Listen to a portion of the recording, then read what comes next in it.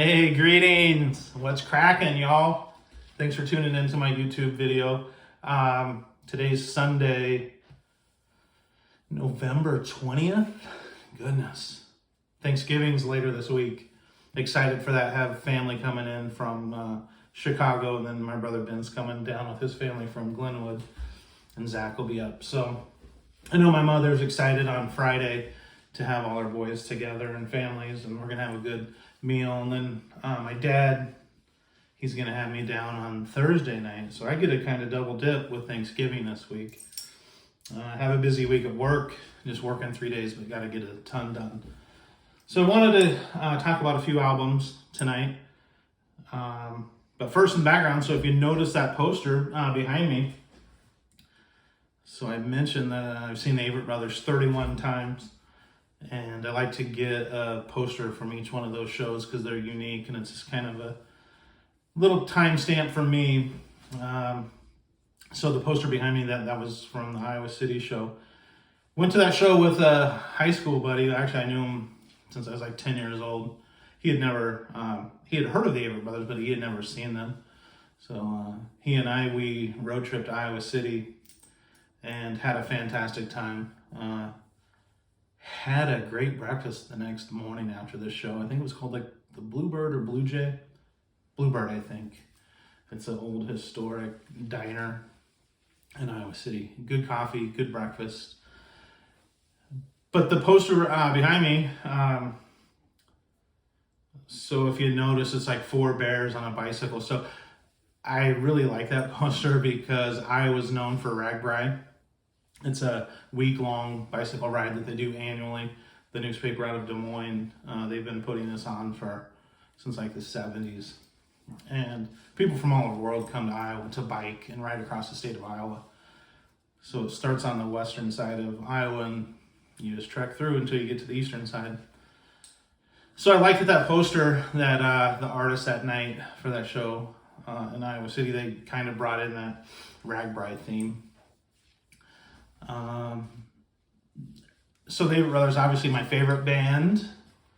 We'll talk about them a lot as I discuss music. I'll try to weave them in and out.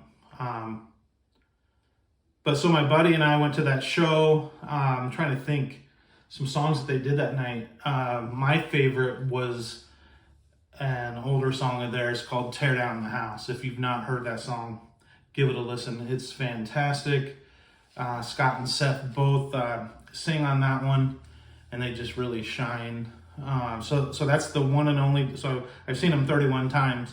And I've only heard them play that song once. So it's a rare treat to hear.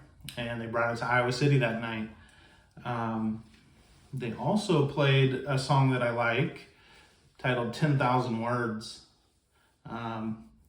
That song is on their album I Am Loving You. And I've only heard him play it once out of 31 shows, and it was there in Iowa City. So I really enjoyed that one that night. The venue was really cool. So it was on the campus of Iowa City, University of Iowa. It was called the IMU Lounge. So if you're familiar with that, then you know exactly what I'm talking about. Old venue. I'm thinking less than 1,000 people. Standing room only, no seats. But it was a lot of fun, had a great time. So I'm going to try to introduce the posters and kind of just talk briefly about each show. So that was show number 2. And it was a lot of fun. Bogey wasn't even thought of back then. All right, I'm going to put Bogey down. I hope he does not bark. If he does, I'm going to have to try to edit it out. So I want to talk about an album that just came out a couple weeks ago. Singer-songwriter out of Nashville, Tennessee, called Rayland Baxter. So I pre-ordered this several months ago. How I stumbled across Rayland Baxter, probably about 8 or 9 years ago. I saw him open up for Jason Isbell in the 400 unit at a venue in Omaha, Sokol Hall. Really cool venue. Rayland opened up. So if you don't know about Rayland Baxter, I'll give you a little backstory. His father was Bucky Baxter, kind of legendary musician, known for his steel guitar. He kind of got his rise to fame with Steve Earle and the Dukes. You've probably heard the song Copperhead Road. It was really popular in the early 90s, and he was part of that hit song. Believe it or not, he toured with Bob Dylan in the mid-90s. In fact, if you watch Bob Dylan's MTV Unplugged, Bucky Baxter is in that series. So Rayland Baxter is the son of Bucky. And I have probably 4 or 5 records of his. And so I just kind of blindly ordered this one. There's the artwork on the record. His thank yous and who produced the album, who's involved, and then lyrics are on this side. But I really like this record. It's like a clear pink. So I have several pink records, but I have none that are quite like that. So it's really cool looking. The first time I listened to this record, I gotta admit I wasn't really a fan. I was kind of let down. The first 4 songs on side A, If I Were a Butterfly, which is the title of this record, Billy Goat, Rubber Band Man, and Buckwheat, they all kind of got this distorted vocal. I know a lot of artists like to use that, and it's just not my preferred style. I kind of like a cleaner vocal. I know the Beastie Boys have done some of that distorted vocals. Like So What You Want, kind of got that little muffled vocal, distorted sound. So Rayland kind of experiments with some of that. The last song on side A, called Tadpole, it's awesome. Probably my favorite song on this record is Tadpole. And I believe Rayland's the one that's playing the piano. I don't know. I tried to look to see if it was him. It's got a really cool piano sound to it. Kind of reminds me of something like Billy Joel, that kind of his style back in the late 70s and early 80s. So Tadpole's a lot of fun. And then side B has Dirty Knees, Graffiti Street, Violence, Thunder Sound, and My Argentina. I really like side B. I think it's the best side on the album. But Rayland Baxter, pretty cool dude. He did a tribute to Mac Miller, so the hip hop artist that passed away, Mac Miller. He did like 9 songs of Mac's, and I have that on vinyl. That little beep was my insulin pump. Speaking of my insulin pump, so Friday night I went to bed. So I've been a type 1 diabetic for 33 years, give or take. And I've been on the insulin pump for about 14 or 15 of those years. It's kind of been a game changer. It's pretty convenient if you're a type 1 diabetic to have an insulin pump. I also have a sensor. And so Friday was rough. So I went to bed Friday night and I was fine. Woke up early Saturday morning around 2:30 and it felt awful. And my blood sugar was 49. Had not been that low in quite some time. And I was trying to treat it with sugar. And it was hard. It was hard to get back up to a normal level. I was shaking really bad and kind of confused, and I was scared. So it's kind of been a rough week. I'm feeling better, but when you put your body through that type of a low blood sugar, it's kind of scary. So this next record that I want to talk about. So it was released in June of 1995. A little backstory. So the producer, Glenn Ballard, met this artist. And so she's from Canada and had 2 albums prior to this one. And when they shopped it, so they put together the songs, they co-wrote them, and they sent it off to several record companies, and no one wanted it. Maverick Records was the only one that agreed to it. And it would go on to sell, how many million copies did this sell? 33 million copies, one of the best-selling records of all time. You've probably seen it. Alanis Morissette, Jagged Little Pill.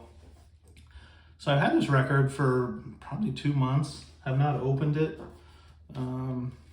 Obviously I've listened to it a ton. But it says it's on limited edition exclusive crystal clear vinyl. So I'm going to open it up here.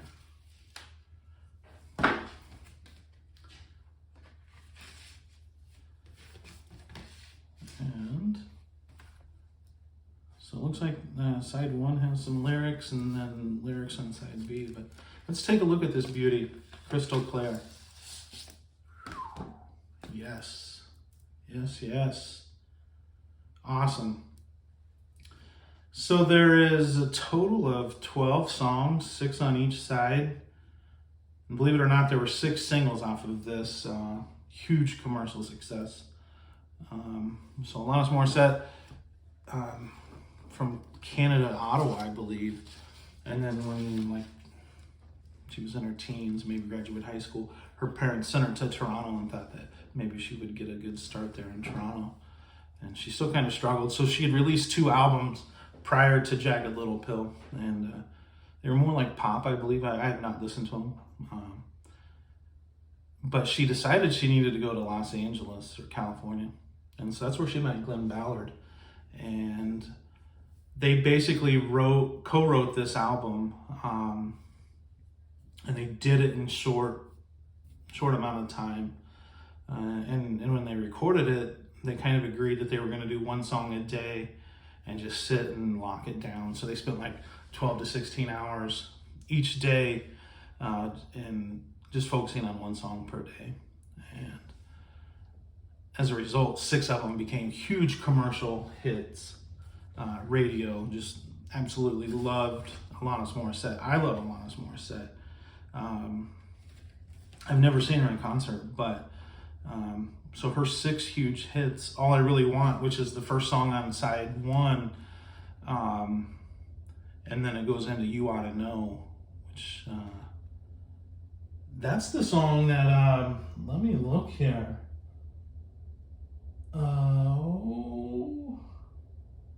Yeah, that's the one that Flea, the bassist from Red Hot Chili Peppers, he plays the bass in You Oughta Know. Dave Navarro, who kind of was first known for his guitar work in Shane's Addiction, he plays guitar on You Oughta Know.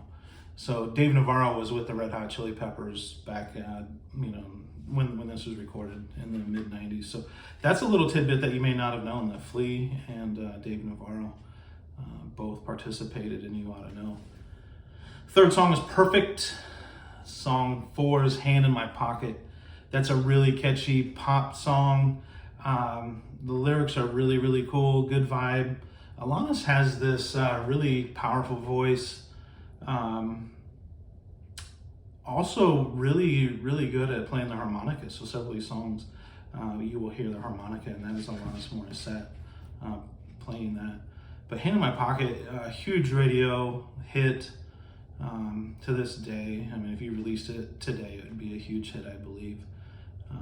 And then it goes Right Through You, and then Forgiven. And then side 2 opens up with You Learn, which was a song that had some radio success. Head Over Feet. That one also was on the radio quite a bit. Mary Jane. It's a good song. One Bogey's kind of going crazy here, itching. Ironic, which is probably the song that you're probably most familiar with. So the lyrics are really good, but I think people struggle with the irony of ironic. So the true definition, is it really ironic? Not the Doctor, and then it follows up with Wake Up. Now the CD version had a secret song, so like I can't remember how many minutes you had to play that last song, but then it cut into this hidden song, and it was called Your House. So obviously it's not going to be on this vinyl record, but it was on the CD. And I remember I was like surprised when I first heard it. I thought, the end of the CD was over, and then all of a sudden It's Alanis Morissette, just a cappella. So she's singing that song, really kind of heart-wrenching. Basically, she goes to her boyfriend's house to surprise him and kind of go on. So she didn't ring the doorbell or anything, and goes up to take a shower and gets cleaned up. And she goes to his bedroom, and there's a letter, I think, next to the bed or whatever, and it's not her handwriting. And so then she finds out that he wasn't so honest with her. So that song, for a hidden song, it's frighteningly beautiful. It's just Alanis. There's no musical instrumentation at all. A little echoey, which I think adds to just the whole vibe. But this album, I'm really glad that I have it in my collection. It'll get a lot of rotation, and I think it's cool. It's on that crystal clear vinyl. So yeah, I find that really cool that when they shopped this around to record labels, no one wanted it. And then how humbling that must have been for Alanis. But then to have one label give her a chance, and then to have it sell 33 million copies and become one of the best-selling records. It's a fascinating story. And to have 6 huge, radio hits, videos on MTV. Alanis was a groundbreaker. Up until then, I really hadn't heard of anyone that had her style. She wasn't in grunge, so grunge was really popular back then. Had a little grunge maybe vibe to it at times, but there was a little pop mixed in there. She was just unique. And I remember all my friends. I mean, she spoke to a generation, and it wasn't my favorite when I was a teenager. So I would have graduated high school in May, so it came out like a month after I graduated. So I remember my freshman year listening to it. I had it on CD. All my friends really were into her, and of course I listened to her, and I was into her also. But the older I get, the more I appreciate this record. And I think it's really neat that a record that most everyone shunned originally became such a huge commercial success. I love underdog stories, and I think Alanis Morissette is phenomenal, display of an underdog. Her favorite song for me, and I don't even know what album it's on, but it's called Unsent, and I think she does a really good job on that. So if you've not heard Unsent, check it out. So I'm going to wrap it up. My favorite NFL team, the Chiefs, are playing right now, so I kind of want to catch that. But I'm going to do some homework. So I just got this album, Trampled by Turtles' newest release. It's been out for maybe a month. It's called Alpenglow. Bogey, come on, buddy. And this one is on indie exclusive Coke bottle clear vinyl. Both, come on, you can't do that, my friend. And it comes with a bonus 7-inch with 2 unreleased tracks. I'm sorry about Bogey. I want to open up this real quick, and then I'll tend to Bogey. But this one's Coke bottle clear, so it's going to look a little different. I have a couple albums that are on Coke bottle clear. So if you're old like me, you kind of remember soda kind of coming in these bluish bottles. Here's the 7-inch. So I will have to play that one. So you see that has the bigger center. So there's a little adapter I have to put on my turntable. And then you play it at 45 revolutions per minute. Versus the standard record, you do at 33. So this album, this is kind of cool. Kind of opens like a book. Let's take a look at this beauty.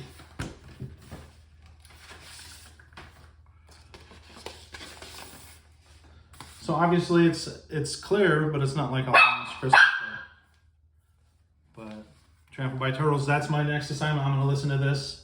Try to take good notes. Anyway, I got to get going. Bogey's going crazy. Be well. Subscribe to my channel. Take care. Happy Thanksgiving.